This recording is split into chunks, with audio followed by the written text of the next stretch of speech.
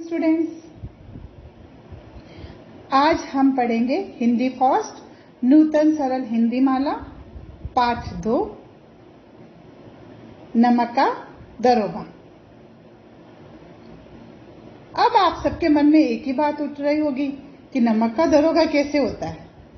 तो पाठ पढ़ाने से पहले या इसके बारे में बताने से पहले मैं आपको ये बता दूं कि जैसे चिकित्सा विभाग होता है, शिक्षा विभाग होता है ना, पुलिस विभाग होता है, बिजली विभाग होता है, उसी तरह नमक का भी एक विभाग होता है जहां पर कर्मचारी लगाए जाते हैं। उनकी देख रेख में ही नमक ले जाया जाता है।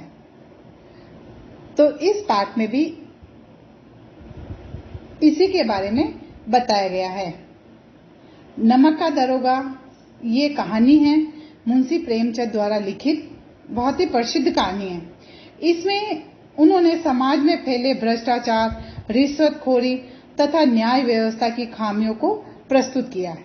इस पाठ में मुंशी प्रेमचंद ने समाज में फैले भ्रष्टाचार, रिश्वतखोरी, न्याय व्यवस्था की खामियों को हमें बताया है। और बच्चों, समाज में सम्मान के साथ जीने के लिए हमें समाज में मान सम्मान चाहिए कि जहां से हम निकले वहां लोग खड़े होकर हमें नमस्कार करें। हर व्यक्ति की ये इच्छा होती है। और मान सम्मान से जीने के लिए सबसे पहले उसके पास धन का होना आवश्यक है। यदि आपके पास धन होगा तभी आपको लोग मान सम्मान देंगे। कुछ लोग धन कमाने के लिए चोरी, रिश्वतखोरी जैसे बुरे काम करना शुरू कर देते हैं कि उन्हें बहुत अधिक धन चाहिए, तो वो क्या करते हैं, चोरी और रिश्वतखोरी करने लग जाते हैं। और जो सरकारी नौकरियों वाले होते हैं तो वह भ्रष्टाचारी, रिश्वतखोरी करने लगते हैं और फिर इसको नाम क्या देते हैं कि ये तो हमारी ऊपरी इनकम है, हम दूसरे काम करते हैं, ये उसकी इनकम है। तो इसको ऊपरी आय का नाम देकर वो सही मानने लगते हैं। और इन बुराइयों से लड़ने में ईमानदार, सत्यनिष्ठ व्यक्तियों को कुछ कष्ट भी झेलने पड़ते हैं, लेकिन जीत हमेशा सत्य और ईमानदारी की होती है ना बच्चों। तो वर्तमान समाज में फैली कुरीतियों और भ्रष्टाचार के बारे में इस पाठ में बताया गया है। हमें साथ ही ये भी बताया गया है कि समाज में भ्रष्टाचार और बेईमानी से क्या क्या नुकसान उठाने पड़ते हैं और सच्चाई, ईमानदारी तथा कर्तव्य की भावना से कार्य करने से हमें कौन कौन से फायदे होते हैं, उसी की चर्चा इस पाठ में की गई है। हमें मुश्किल स्थितियों में भी अपने कर्तव्य का पालन करने की सलाह इस पाठ के माध्यम से दी गई है। और भ्रष्टाचार आज भी हमारे देश की एक बड़ी समस्या है। ये समाज में कई तरह की विसंगतियां और समस्याएं उत्पन्न करता है। भ्रष्टाचार के कारण ही गरीब बच्चों को उच्च शिक्षा नहीं मिल पाती है। समाज में अमीरी और गरीबी की खाई बढ़ने का मुख्य कारण ही भ्रष्टाचार ही है। और भ्रष्टाचार का अर्थ केवल बच्चों रिश्वत लेना ही नहीं होता, बल्कि काम में लापरवाही, अपने स्वार्थ के लिए दूसरों को नुकसान पहुंचाना, सार्वजनिक वस्तुओं की चोरी करना या उन्हें क्षति पहुंचाना आदि बातें इसमें शामिल होती है। तो हमें इन समस्याओं पर विचार करना चाहिए और अपने जीवन को पारदर्शी बनाने का प्रयास करना चाहिए कि हम जहां पर भी खड़े हों हमें ईमानदारी की नजर से देखा जाए। हम इतने साफ सुथरे हों कि कोई भी हमारे निजी जीवन में कोई भी प्रश्न ना उठा सके। नमक का दरोगा प्रेमचंद द्वारा रचित लघु कथा है। इसमें एक ईमानदार नमक निरीक्षक की कहानी को बताया गया है ना, बताया गया है, जिसने कालाबाजारी के खिलाफ आवाज उठाई। यह कहानी धन के ऊपर धर्म की जीत है। कहानी में मानव मूल्यों का आदर्श रूप दिखाया गया है और उसे सम्मानित भी किया गया है। साथ ही उन्होंने इस बात को भी दृढ़ता से रेखांकित किया कि एक कर्तव्यनिष्ठ और ईमानदार व्यक्ति को कुछ समय के लिए भले ही नुकसान उठाना पड़े, परंतु अंतोगत्वा वह समाज के लिए अनुकरणीय उदाहरण बन जाता है।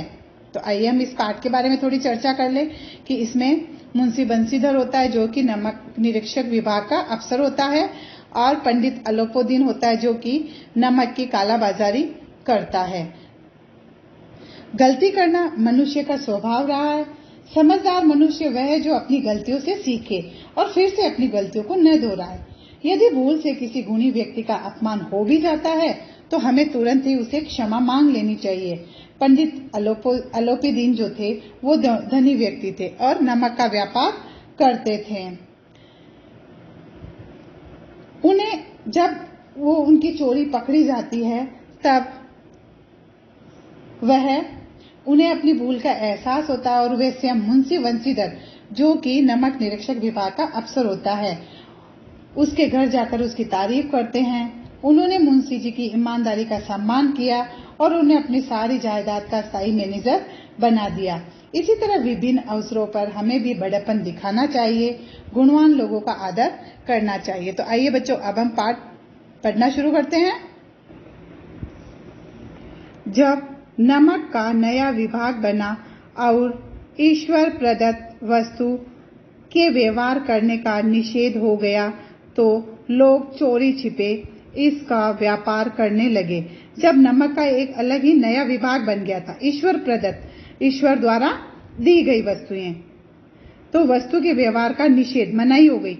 मतलब नमक विभाग जो है उसके लिए अब लोगों को मनाही हो गई थी कि कोई यहाँ से नमक नहीं ले जा सकता है, तो लोग चोरी छिपे इसका व्यापार करने लगे। नमक का व्यापार लोग चोरी छिपे करने लगे।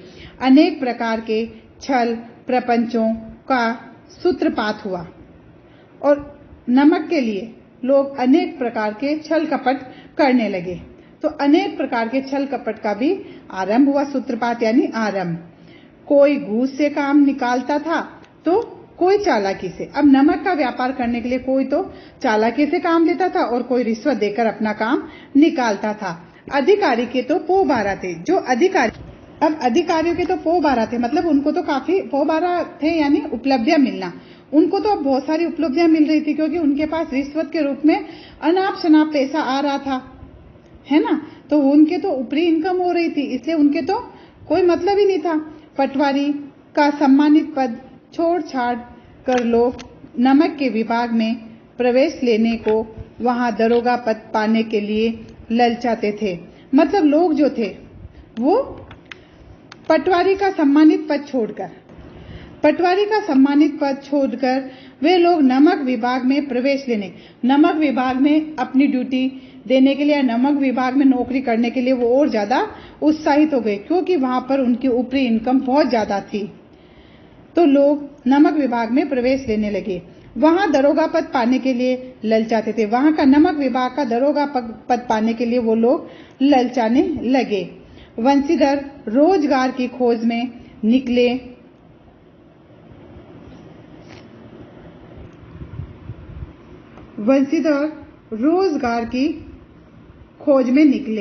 उनके पिता एक अनुभवी पुरुष थे। इसी तरह बंसीधर जो था वह भी रोजगार की खोज के लिए निकल पड़े थे। उनके पिता एक अनुभवी पुरुष थे, उनके पिता को काफी अनुभव था। समझाने लगे, बेटा घर की दुर्दशा देख रहे हो, ऋण के बोझ से दबे हुए हैं, लड़कियां विवाह योग्य हो गई हैं, नौकरी के ओहदे यानी पद की और ध्यान मत देना, ऐसा काम ढूंढना जहां कुछ ऊपरी आय हो, मासिक वेतन तो पूर्ण मासिक का चांद है। जब बंसीधर भी अपने काम की खोज में निकले तो उनके पिता जो थे एक अनुभवी पुरुष थे, तो उन्होंने कहा कि बेटा ऐसा काम ढूंढना जहां पर तुम्हारी तनख्वाह के साथ साथ कुछ ऊपरी इनकम भी हो, क्योंकि आजकल महीने की तनख्वाह से काम नहीं चलता है।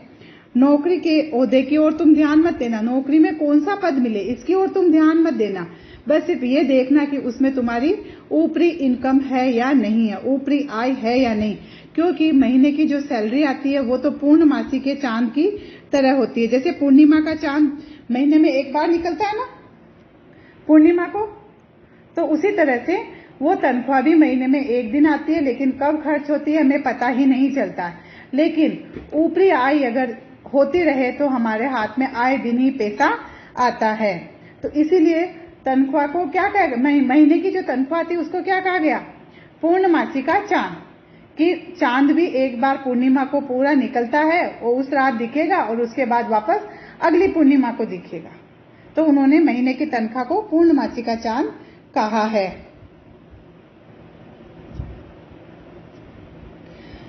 जो एक दिन दिखाई देता है और घटते घटते लुप्त हो जाता है, पूर्णमासी के चांद की तरह ही तनख्वाह भी धीरे धीरे घटते घटते लुप्त हो जाती है। ऊपरी आय बहता हुआ स्रोत है जिससे सदैव प्यास बुझती है। और ऊपरी आय एक बहता हुआ स्रोत है, मतलब वो बहता हुआ पानी की हमारे रोज ही हमारे हाथ में आती रहती हैं, जिससे कि हम अपनी जरूरतों को पूरा कर सकते हैं। इस उपदेश के बाद पिताजी ने पुत्र को आशीर्वाद दिया। वंशीधर आज्ञाकारी पुत्र थे, उन्होंने ये बातें ध्यान से सुनी और घर से चल पड़े। अच्छे शगुन से चले थे। लुप्त यानी समाप्त हो जाना और शकुन यानी सुख घड़ी। तो अपने पिताजी का उपदेश सुनने के बाद वंशीधर जो थे वो अपने रास्ते चल पड़े, क्योंकि वो एक आज्ञाकारी पुत्र थे और पिता का कहना मानना उनके लिए जरूरी था। तो अपने पिताजी की बातें ध्यान से पूर्वक सुनकर वो अपनी नौकरी की खोज के लिए निकल पड़े थे। जाते ही नमक विभाग के दरोगा पद पर प्रतिष्ठित हो गए और वंशीधर जो है जाते ही उन्हें नमक विभाग के दरोगा पद पर सम्मानित किया गया। जिस दरोगा पद के लिए कई लोग ललचा रहे थे वो पद किसको दिया गया, पंडित वंशीधर को दिया गया था। वेतन अच्छा था और ऊपरी आय का तो ठिकाना ही नहीं था। नमक विभाग में वेतन भी अच्छा था और ऊपरी आय का तो इसमें कोई भी ठिकाना नहीं था, वो कितनी भी आ सकती थी। वृद्ध मुंशी जी को सुख संवाद मिला तो फूले न समाये, और जब वृद्ध मुंशी जी को सुख संवाद मिला तो वह फूले नहीं समाये। पंडित वंशीधर के पिताजी को जब ये समाचार मिला तो वह बहुत खुश हुए। उनकी खुशी का कोई ठिकाना नहीं रहा। फूले न समाना मतलब अत्यधिक खुशी मिलना। जाड़े के दिन थे, जाड़े यानी ठंड, जाड़े के दिन थे, रात का समय था। नमक के सिपाही चौकीदार सभी निंद्रा में मस्त थे। नमक के जो सिपाही थे जहां ड्यूटी लगी हुई थी वो सभी लोग सो चुके थे। मुंशी वंशीधर को यहां आए अभी 6 महीने से अधिक न हुए थे, लेकिन इस थोड़े से समय में ही उन्होंने अपनी कार्यकुशलता और उत्तम आचार से अफसरों को मोहित कर लिया था। अफसर लोग उन पर बहुत विश्वास करने लगे थे। नमक के दफ्तर से 1 मील पूर्व की ओर, मतलब सर्दी की जो रात थी और रात का समय था, सभी सिपाही और चौकीदार जो थे गहरी निंद्रा में थे। मुंशी वंशीधर को अभी इस विभाग में आए हुए 6 महीने ही हुए थे, लेकिन थोड़े से समय में ही उन्होंने सभी अफसरों को अपने काम से खुश कर लिया था। मतलब उन्होंने अपने काम से सभी अफसरों को खुश कर लिया था और सभी अफसर उन पर आंख बंद करके विश्वास करते थे। पूर्व की ओर जमुना बहती थी, उस पर नाव का एक पुल बना हुआ था। उनका जो विभाग था उसके पूर्व की ओर ही एक जमुना बहती थी, उस पर नाव का एक पुल बना हुआ था। दरोगा जी किवाड़ बंद किए मीठी नींद सो रहे थे। अचानक आंख खुली तो नदी के प्रवाह की जगह गाड़ियों की गड़गड़ाहट तथा मल्लाहों का कोलाहल सुनाई दिया। उठ बैठे, इतनी रात गए गाड़ियां नदी के पार क्यों जाती हैं? अवश्य कुछ न कुछ गोलमाल है। मतलब कि गोलमाल यानी गलतफहमी। जब पूर्व की ओर जो जमुना बहती उस पर नावों का एक पुल बना हुआ था। दरोगा जी उस रात अपने कमरे के किवाड़ बंद किए मीठी नींद सो ही रहे थे कि अचानक उनकी आंख खुली तो नदी के प्रवाह की जगह गाड़ियों की गड़गड़ाहट, जो नदी बहती है उसकी आवाज की जगह उन्हें गाड़ियों की गड़गड़ाहट और मल्लाहों का, लोगों का शोर सुनाई दिया। कोलाहल यानी शोर सुनाई दिया और उठकर वो बैठ गए कि इतनी रात गए गाड़ियां नदी के पार क्यों जा रही है। उन्हें लगा कि कुछ न कुछ गलतफहमी जरूर है या कुछ न कुछ गड़बड़ है। गोलमाल यानी गड़बड़, तो कुछ न कुछ गड़बड़ जरूर है। वर्दी पहनी, तमंचा जेब में रखा। वर्दी पहनकर उन्होंने अपना तमंचा यानी बंदूक अपनी जेब में रखी और बात की बात में घोड़ा बढ़ाए हुए पुल पर आ पहुंचे और बात ही बात में घोड़े पर बैठकर वो उस पुल पर आ गए। गाड़ियों की एक लंबी कतार पुल के पास जाती देखी। डांट कर पूछा, किसकी गाड़ियां हैं? और उन्होंने देखा कि पुल के पार गाड़ियों की एक लंबी कतार जा रही है। तो उन्होंने गुस्सा होकर पूछा कि ये किसकी गाड़ियां हैं? तो आगे हम बच्चों बाद में पढ़ेंगे। हम इसके मौखिक प्रश्न उत्तर देखते हैं। लोग चोरी छुपे किसका व्यापार करने लगे और क्यों? लोग चोरी छुपे नमक का व्यापार करने लगे थे। क्यों करने लगे? क्योंकि ईश्वर प्रदत्त वस्तुओं का व्यवहार करना निषेध हो गया था, इसीलिए। वंशीधर किस पद पर प्रतिष्ठित हो गए थे? नमक के विभाग पर। अवश्य कुछ न कुछ गोलमाल है। दरोगा जी को ऐसा क्यों लगा? उनको इसलिए लगा क्योंकि जब वो रात को सोने लगे तो नदी की प्रवाह की जगह उन्हें गाड़ियों की गड़गड़ाहट और मल्लाहों का कोलाहल सुनाई दिया। इसलिए उनको लगा कि कुछ न कुछ गड़बड़ जरूर है। थोड़ी देर तक सन्नाटा रहा। आदमियों में कुछ कानाफूसी हुई। तब आगे वाले ने कहा, पंडित अलोपीदीन की। कौन पंडित अलोपीदीन? दातागंज के। मतलब थोड़ी देर तक उन लोगों में, जैसे उन्होंने डांट कर पूछा कि किसकी गाड़ियां हैं, तो जब उन्होंने डांट कर पूछा तो थोड़ी देर तक तो वहां सन्नाटा छाया रहा। फिर वो लोग आपस में कानाफूसी, मतलब धीरे धीरे कानाफूसी यानी धीरे धीरे वो बात करने लगे। तब सबसे आगे जो था उसने कहा कि ये पंडित अलोपीदीन की हैं। तो उन्होंने पूछा कि कौन है पंडित अलोपीदीन? दातागंज के। आगे वो कुछ नहीं बोल पाया और मुंशी वंशीधर चौंके। पंडित अलोपीदीन इस इलाके के सबसे प्रतिष्ठित जमींदार थे। लाखों रुपए का लेन देन करते थे। इधर छोटे से बड़े काम ऐसे थे जो ऋणी न हो। अंग्रेज अफसर उनके इलाके में शिकार खेलने आते और उनके मेहमान होते। अब पंडित अलोपीदीन कौन थे? वह उस इलाके के, दातागंज इलाके के सबसे प्रतिष्ठित जमींदार थे। लाखों रुपए का लेन देन वो करते थे। इधर छोटे से बड़े कोई ऐसा व्यक्ति नहीं था जो कि उनका ऋणी न हो। और अंग्रेज अफसर लोग जब उनके इलाके में शिकार खेलने आते थे तो वो उन्हीं के यहाँ पर रुकते थे। मुंशी जी ने पूछा, गाड़ियां कहाँ जाएगी? फिर मुंशी जी ने जोर देकर पूछा कि ये नमक से भरी हुई गाड़ियां कहाँ जाएगी? उत्तर मिला, कानपुर। लेकिन यह प्रश्न करते ही कि इनमें क्या है, लेकिन जैसे ही उन्होंने प्रश्न किया कि इन गाड़ियों में क्या है, तो वहां पर सन्नाटा छा गया। चारों तरफ सन्नाटा, खामोशी हो गई बिल्कुल ही। दरोगा साहब का संदेह और बढ़ा और इस तरह से सन्नाटा छाने से दरोगा साहब का जो संदेह है वो बढ़ गया था। फिर वो जोर से बोले, हम पूछते हैं इनमें क्या लदा है? फिर उन्होंने जोर से पूछा कि हम पूछ रहे हैं कि इनमें क्या भरा हुआ है। जब इस बार भी कोई उत्तर न मिला तो उन्होंने घोड़े को एक गाड़ी से सटाकर बोरे को टटोला। भ्रम दूर हो गया। ये नमक के ढेले थे। और जब उन लोगों ने उन्हें कोई उत्तर नहीं दिया तो उन पर शक हो गया था और अपने घोड़े को एक गाड़ी के पास में ले जाकर एक बोरे को टटोला तो उसमें नमक के ढेले भरे हुए थे। पंडित अलोपीदीन अपने सजीले रथ पर सवार कुछ सोते कुछ जागते चले आते हैं और थोड़ी देर बाद, क्योंकि गाड़ियां तो वो खड़ी करवा लेते, तो उनका एक आदमी जाकर वहां पर पंडित अलोपीदीन को समाचार दे देता है। तो वो वहां पर एक सजीले रथ में सवार होकर आते हैं।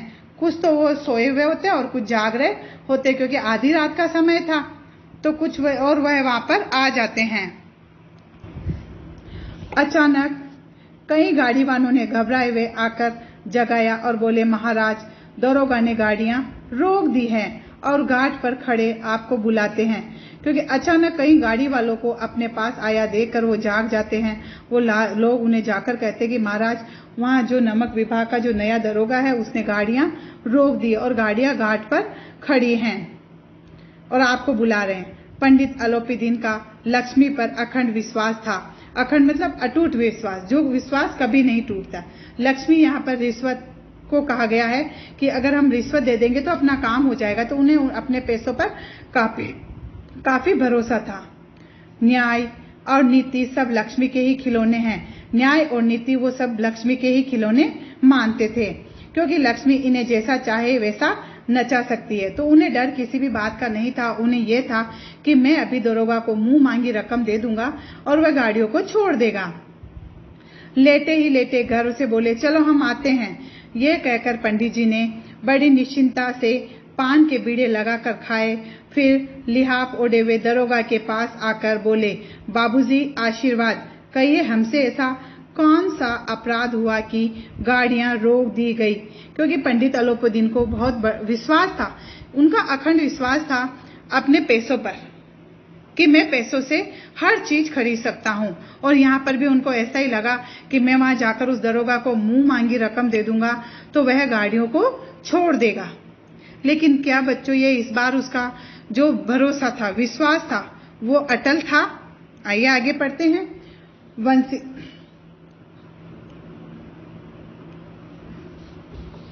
वंशीधर रुखाई से बोले, सरकारी हुक्म। फिर उन्होंने बड़ी रुखाई से कहा कि सरकारी हुक्म है। अलोपीदीन ने हंसकर कहा, हम सरकारी हुक्म को नहीं जानते और न सरकार को। तो अलोपीदीन ने क्या कहा कि ना तो हम सरकारी हुक्म जानते हैं और ना ही हम सरकार को जानते हैं। हमारे सरकार तो आप ही है, क्योंकि अभी आपने हमारी गाड़ियां रोकी है तो हमारे तो सरकार इस वक्त आप ही हो। हमारा और आपका तो घर का मामला है, हम कभी आपसे बाहर हो सकते हैं भला? आपने व्यर्थ ही कष्ट उठाया, ये हो नहीं सकता कि इधर से जाएं और आपको भेंट न चढ़ाएं। मैं तो आपकी सेवा में स्वयं ही आ रहा था। मतलब अलोपीदीन ने क्या कहा कि हम सरकारी हुक्म को नहीं जानते और ना ही हम सरकार को जानते, हम तो सिर्फ आपको जानते हैं। हमारे लिए सरकार भी आप ही है और सरकारी हुक्म भी आप ही हैं। हम भला आपसे बाहर कैसे हो सकते हैं? हमारा और आपका तो ये घर का मामला है। और फिर आपने गाड़ियां रोकने का कष्ट फालतू में ही उठाया। आप मुझे वैसे ही याद करते तो मैं आपकी खिदमत में हाजिर हो जाता। वंशीधर पर इसका कुछ प्रभाव न पड़ा। ईमानदारी की नई उमंग थी। कड़क कर बोले, हम उन नमक हरामों में नहीं हैं। नमक हराम मीन्स कृतधन, जो बेईमानी करते हैं, जिसका खाकर उसी की थाली में छेद कर देते। तो मैं उनमें से नहीं हूं जो कौड़ियों पर अपना ईमान बेचते हैं, जो थोड़े से पैसों पे अपना ईमान बेच देते हैं। कौड़ियां यानी पैसे, धन।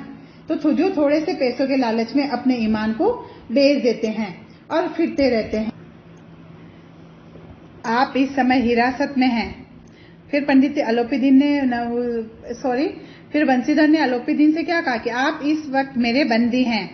आपका कायदे के अनुसार चालान होगा। अब आपका नियमानुसार यहाँ पर चालान बनेगा। मुझे अधिक बातों की फुर्सत नहीं है। जमादार बदलूसी हैं, तुम इन्हें हिरासत में ले चलो, मैं हुक्म देता हूँ। फिर उसने कहा कि अभी मेरे पास अधिक बातें करने का समय नहीं है। और उन्होंने अपने जो वहां का जो सिपाही था उससे कहा कि तुम बदलू सिंह, तुम इन्हें हिरासत में ले लो, मैं हुक्म दे रहा हूँ। पंडित अलोपीदीन स्तंभित यानी हैरान हो गए। गाड़ीवानों में हलचल मच गई थी और सभी गाड़ीवान जो थे, जिनकी गाड़ियों में नमक के ढेले भरे हुए थे, उन सब में एक हलचल सी हो गई कि ये ऐसा कौन सा अफसर है जिसने पंडित अलोपीदीन तक को हिरासत में ले लिया है। पंडित जी के जीवन में कदाचित यह पहला ही अवसर था कि ऐसी कठोर बातें सुननी पड़ी। बदलू सिंह आगे बढ़ा। पंडित जी ने धर्म को धन का ऐसा निरादर करते कभी न देखा था। विचार किया कि यह अभी अल्हड़ लड़का है, माया मोह के जाल में अभी नहीं पड़ा। बहुत दीन भाव से बोले, बाबू साहब ऐसा न कीजिए, हम मिट जाएंगे, इज्जत धूल में मिल जाएगी। किसी तरह हमारा अपमान करने से आपके हाथ क्या आएगा? हम किसी तरह आपसे बाहर थोड़े ही हैं। इस तरह से पंडित अलोपीदीन को हिरासत में लेते देखकर गाड़ीवानों में हलचल मच गई थी और सभी परेशान से हो गए। पंडित जी के जीवन में भी कदाचित ये पहला ही अवसर था। मतलब कि अलोपीदीन के जीवन में भी ये पहला ही अवसर था कि उन्हें किसी की इतनी कठोर बातें सुननी पड़ी। बदलू सिंह आगे बढ़ा और उन्होंने पंडित अलोपीदीन को हिरासत में ले लिया।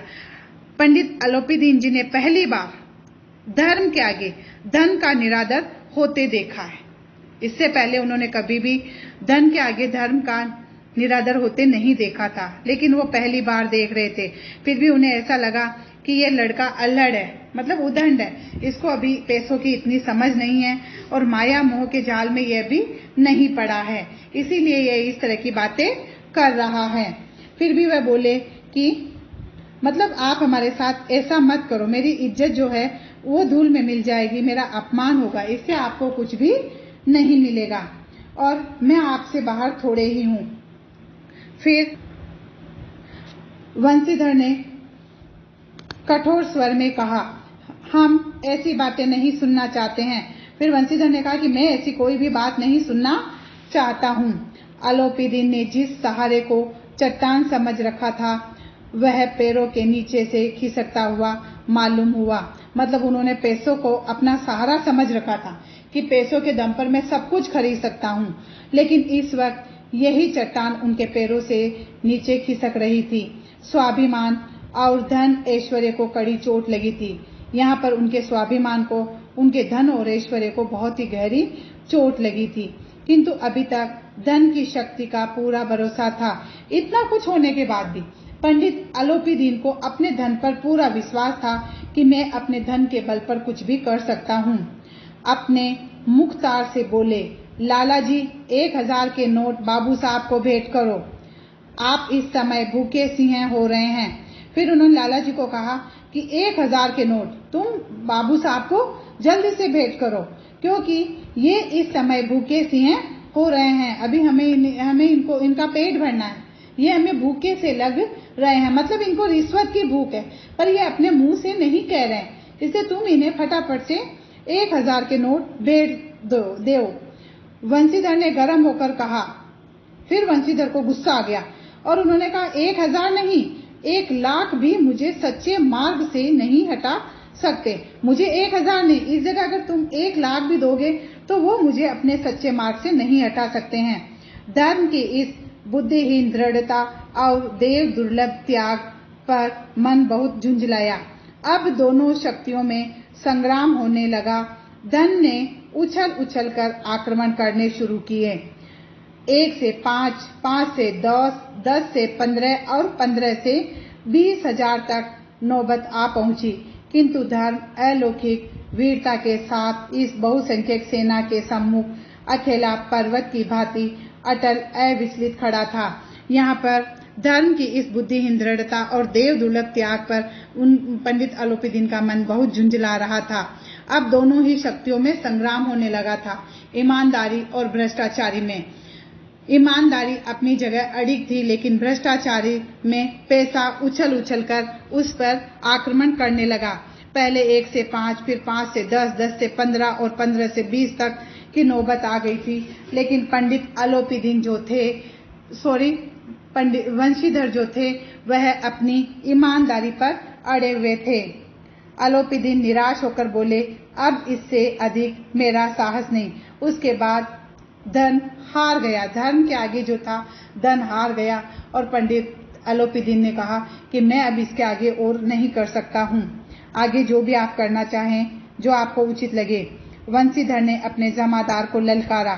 फिर वंशीधर ने अपने जमादार जो था उसको डांटा। बदलू सी हैं, मन में दरोगा जी को गालियां देता हुआ पंडित अलोपीदीन की ओर बढ़ा। देखिए किस तरह से पंडित अलोपीदीन को यहाँ पर हथकड़ी लगाई जा रही है, इनको हिरासत में लिया जा रहा है, देख रहे हैं आप चित्र में, की ओर बढ़ा। पंडित जी घबरा कर 2-3 कदम पीछे हटे, अत्यंत दीनता से बोले, बाबू साहब ईश्वर के लिए मुझ पर दया कीजिए, मैं 25,000 पर निपटारा करने को तैयार हूँ। अंत में उन्होंने दीनहीन वाणी में कहा कि मैं 25,000 पे निपटारा करने के लिए तैयार हूँ, अब तो आप मान जाइए। फिर भी उन्होंने कहा असंभव बात है। फिर उसने कहा 30,000 पर किसी तरह संभव नहीं है। क्या 40,000 पर भी नहीं? 40,000 नहीं, 40 लाख पर भी असंभव है। मैं 40 लाख पर भी अपने धर्म से नहीं हटूंगा। धर्म ने धन को पैरों तले कुचल डाला था। यहाँ धर्म ने धन को जो है अपने पैरों तले कुचल डाला। अलोपीदीन ने एक हृष्ट पुष्ट मनुष्य को हथकड़ियां लिए हुए अपनी तरफ आते देखा। अब एक अच्छा खासा हृष्ट पुष्ट आदमी हथकड़ियां लेकर उनकी ओर आ रहा था। चारों ओर निराशा और कातर दृष्टि से देखने लगे। चारों तरफ जो लोग थे वो भयभीत नजरों से पंडित अलोपीदीन को देखने लगे। इसके बाद मूर्छित होकर गिर पड़े। दुनिया सोती थी पर दुनिया की जीभ जागती थी। मतलब दुनिया सो रही है लेकिन उनकी जो जीभ थी वह जाग रही थी। सवेरे जहां देखिए वहीं बालक वृद्ध सबके मुंह पर, और सुबह सुबह देखिए जब दिन हुआ तो कहीं बालक कहीं वृद्ध लोग सबके मुंह पर पंडित अलोपीदीन की ही बातें थी। यही बातें सुनाई दे रही थी। जिसे देखे वहीं पंडित जी के इस व्यवहार पर टीका टिप्पणी, ये देखे किस तरह से लोग बातें कर रहे हैं, टिप्पणी कर रहा था। निंदा की बौछारें हो रही थी। दूसरे दिन पंडित अलोपीदीन अभियुक्त यानी आरोपी होकर कांस्टेबलों पुलिस के सिपाही के साथ हाथों में हथकड़ियां, हृदय में ग्लानि और क्षोभ भरे लज्जा से गर्दन झुकाए अदालत की तरफ चले तो सारे शहर में हलचल मच गई थी। मतलब कि शहर में सुबह सुबह ही पंडित अलोपीदीन के व्यवहार पर टीका टिप्पणी होने लगी, उनकी निंदा भी होने लगी। दूसरी तरफ उनको आरोपी बनाकर पुलिस के सिपाही ने हाथों में हथकड़ियां डालकर अदालत की ले जाया जा रहा था। किंतु अदालत में पहुंचने की देर थी। पंडित अलोपीदीन इस अगाध वन के सिंह थे, लेकिन यहाँ पर सिर्फ पंडित अलोपीदीन को अदालत पहुंचने की देर थी, क्योंकि इस अगाध वन, इस लंबे चौड़े वन के वो अकेले ही शेर थे। अधिकारी वर्ग, उनके भक्त, उनके सेवक, वकील, मुख्तियार, उनके आज्ञा पालक और अर्दली चपरासी तथा चौकीदार तो उनके बिना मोल के गुलाम थे। मतलब यहाँ पर उन्होंने सभी को पैसों के दम पर खरीद रखा था। वो लोगों का इतना मुंह भर देते, मतलब उनको इतनी रिश्वत दे देते थे कि लोग उनके खिलाफ बोल भी नहीं सकते थे। और यहाँ पर उनका रोब इसीलिए चल रहा था क्योंकि यहाँ कोई भी अदालत में जाने के बावजूद भी उनके मन में कोई डर नहीं था, क्योंकि वहां पर वकील, मुख्तियार, आज्ञा पालक, सभी अधिकारी वर्ग के जो लोग थे वो सभी उनके गुलाम थे। उन्हें देखते ही चारों तरफ से लोग दौड़े। सभी लोग विस्मित हो रहे थे, मतलब सभी को आश्चर्य हो रहा था। इसलिए नहीं कि अलोपीदीन ने क्यों यह कर्म किया, किसी को यह आश्चर्य नहीं हो रहा था कि अलोपीदीन ने ऐसा काम क्यों किया, बल्कि इसलिए कि वे कानून के पंजे में कैसे आए। बल्कि उनको यह अफसोस हो रहा था कि पंडित अलोपीदीन जो है वो कानून के शिकंजे में फंसे कैसे। ऐसा मनुष्य जिसके पास अगाध धन हो वह क्यों कानून के पंजे में आया। प्रत्येक मनुष्य उनसे सहानुभूति प्रकट करता था। बड़ी तत्परता से इस आक्रमण को रोकने के लिए वकीलों की एक सेना तैयार की गई। न्याय के मैदान में धर्म और धन में युद्ध ठन गया। वंशीधर चुपचाप खड़े थे। उनके पास सत्य के सिवा कोई बल न था, न स्पष्ट भाषण के अतिरिक्त कोई शस्त्र गवाह थे, किंतु लोभ से डामाडोल था। जब पंडित अलोपीदीन को अदालत में लाया गया तो यहाँ पर वहां पर अदालत के पूरे अगाध वन, मतलब कि पूरे शहर के एक पंडित अलोपीदीन अकेले ही शेर थे। लेकिन इस वक्त अदालत में पंडित वंशीधर के पास सिर्फ सत्य के अलावा कुछ भी नहीं था। ना उनके पास कोई गवाह था, ना उनके पास कोई सबूत थे। बस था तो उनके पास सिर्फ उनकी सच्चाई और ईमानदारी। इसके अलावा उनके पास और कुछ भी नहीं था, किंतु लोभ से वो भी डामाडोल हो रहे थे।